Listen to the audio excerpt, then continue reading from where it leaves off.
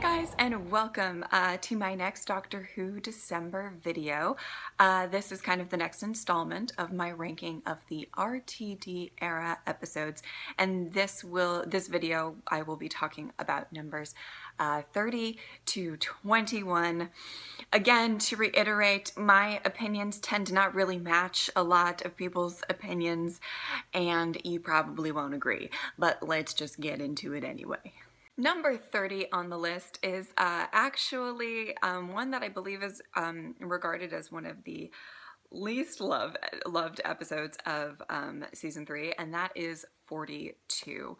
The reason that this is a little bit, I guess, higher than some others on the list is I like the feel of it. It kind of reminded me of the sci-fi shows that I tend to really enjoy a lot, a little darker, a little grittier. Yes, I agree that the plot leaves a little bit to be desired, let's be real, but it was kind of, like, I felt, I liked the cast. I thought that there was a couple emotional beats, and all in all, I kind of really enjoyed the intense atmosphere of it all that sometimes we don't get in some other Doctor Who episodes, so yeah. Number 29 on the list is Voyage of the Damned. I felt that maybe the villain wasn't the best. However, I did really enjoy this Christmas episode. Again, a bigger cast. I tend to like different dynamics of different characters. Although I have to say all of the characters that I particularly really liked in this episode, like, all died.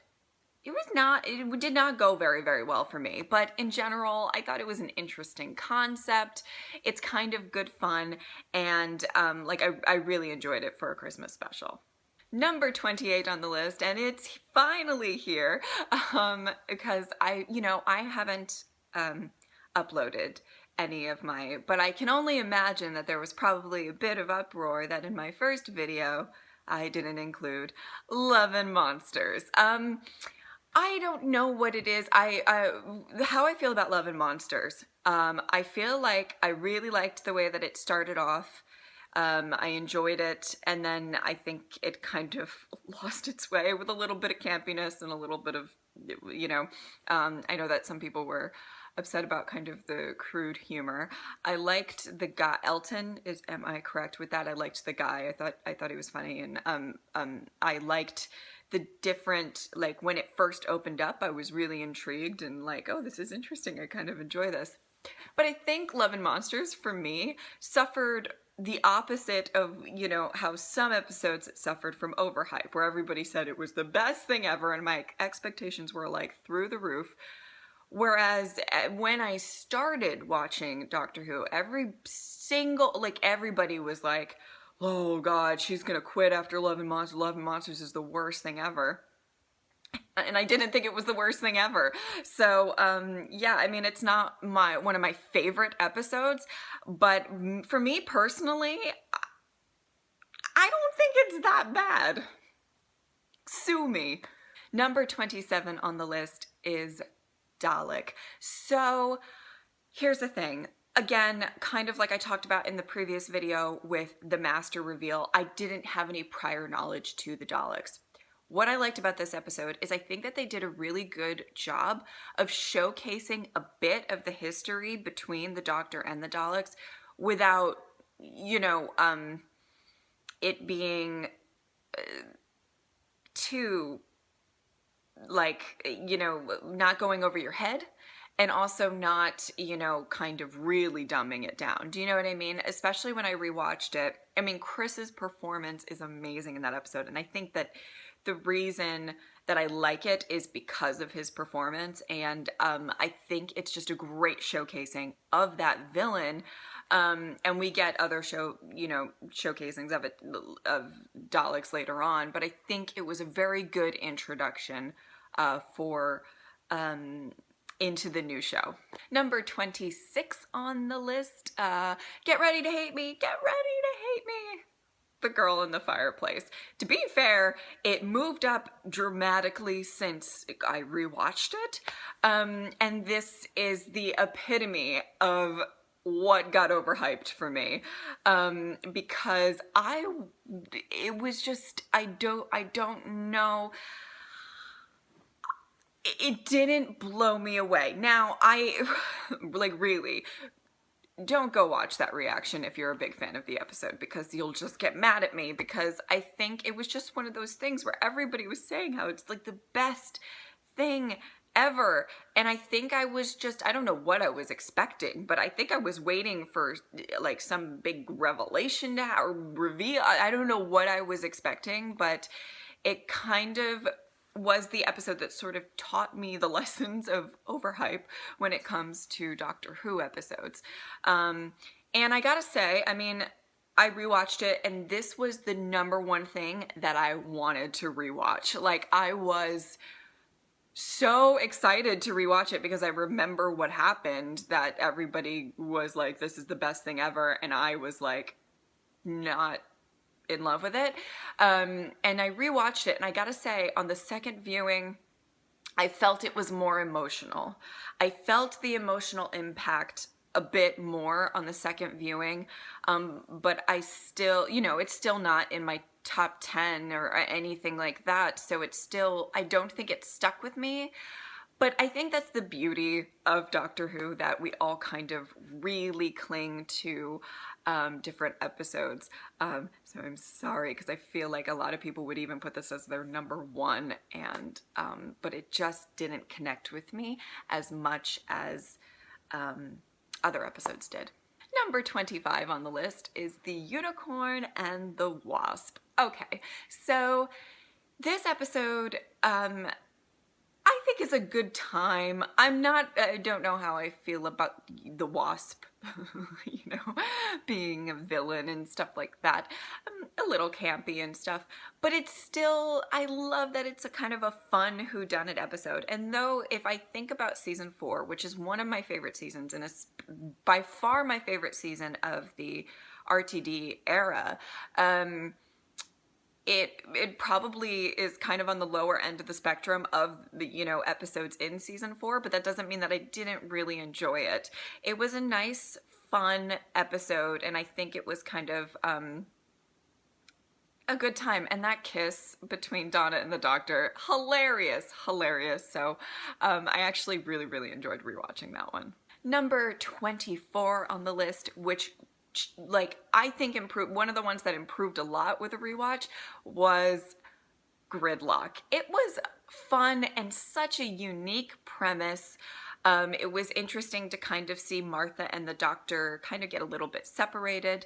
The Face of Beau thing was really great. And in general, I didn't remember when I watched it the first time, I didn't really, it didn't stand out too much to me. Like, it was good, it was decent, but it didn't stand out. But I love kind of, you know, the overlying message of hope and what happens with having hope and how do you cling on to it. And I really enjoyed it my second time around. Number 23 on the list is Father's Day. So I thought that this was a great showcasing for Rose and for Billie Piper's kind of come out of her shell a little bit more when it came to who Rose was personally.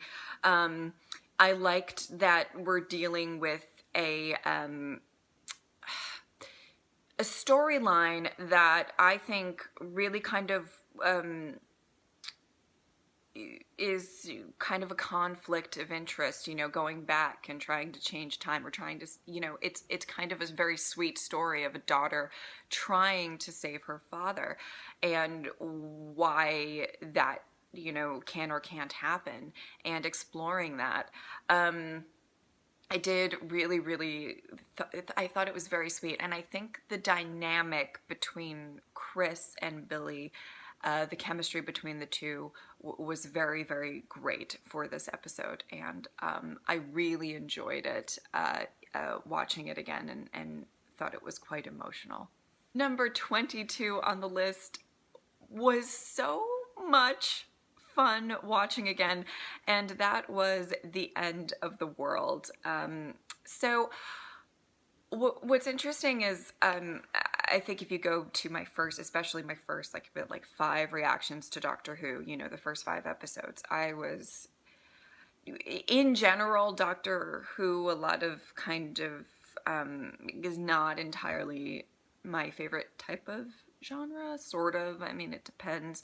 Because it's, each episode is kind of different. So, but I think it was when I first watched that episode, I enjoyed it. I thought it was kind of fun, but I was not, I felt like I was so skeptical and like, what is this? Like, so confused as to what to expect. And it was so much fun the second time around. And that last bit, which I completely forgot about, with oh my god, the kind of, when the Doctor was talking about the Time Lords, and Rose was talking about the ending of the world and all of that stuff. I just thought that it was so wonderful to kind of get this sort of insight into his character. And I think I loved Jabe. Am I saying that right? Jabe. I loved a lot of the characters in that episode. It's a good time. I think that's one that I would rewatch a bit if I feel like, I mean, the ending's kind of sad or somber, but it was kind of a fun adventure, and I really enjoyed it. And last but not least for this video, number 21 on the list is the other big example of how overhype kind of let me down a little bit, and that is Midnight. I think the 2 biggest examples of episodes that everybody was like, oh my god, and I got to it and I was slightly underwhelmed, is Girl in the Fireplace and Midnight for me.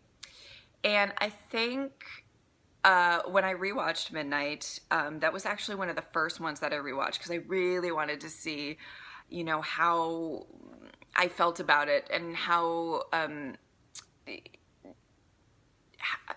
just if I think maybe I really enjoyed a lot of the episodes surrounding it so much that it kind of fell a little bit into the cracks a little bit for me.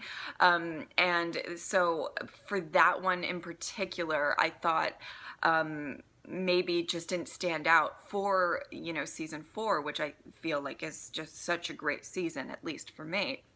And it's funny because it's such a great, I like that it can be transitioned into a play because it's kind of all in this one. I like that it's claustrophobic and terrifying. I like that it relied on really great acting and not, big grand effects or anything really.